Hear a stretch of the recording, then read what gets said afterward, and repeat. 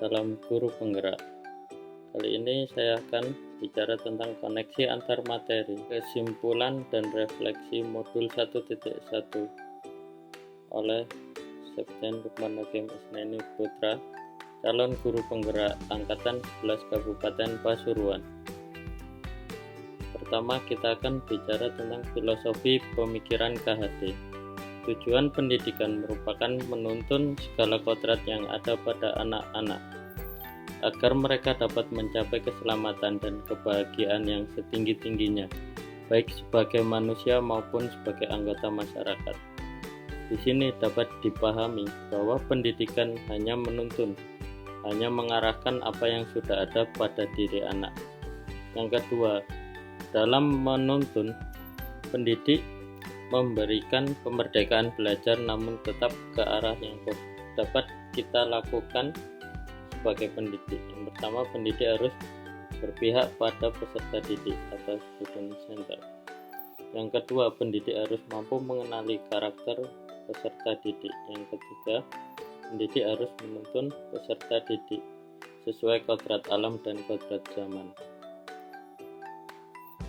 Setelah saya membaca pengertian tentang filosofi pemikiran KHD, maka saya akan mengaitkan materi ini dengan apa yang sudah saya lakukan selama ini.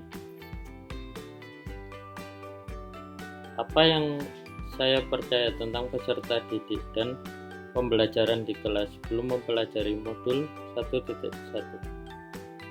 Saya percaya jika peserta didik dan pembelajaran saya di kelas, yang pertama, tidak perlunya menyiapkan perencanaan pembelajaran yang menyenangkan, itu hal yang biasa. Yang kedua, yaitu pembelajaran berpusat pada guru adalah hal yang terbaik dalam pembelajaran di kelas. Yang ketiga, pembelajaran dengan cara guru ceramah sesuai materi yang ada di buku itu biasa, dan pembelajaran hanya dilakukan di kelas saja, itu baik. Sekarang, apa yang berubah dari pemikiran dan perilaku saya setelah mempelajari modul 1.1? Perubahan dari pemikiran dan perilaku saya.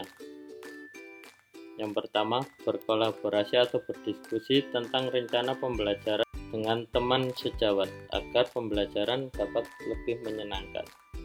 Yang kedua, menciptakan pembelajaran dengan berpihak pada peserta didik atau student center. Yang ketiga, menciptakan pembelajaran yang menyenangkan dengan cara membuat permainan atau belajar di luar kelas agar peserta didik tidak bosan dengan pelajaran yang saya ampu.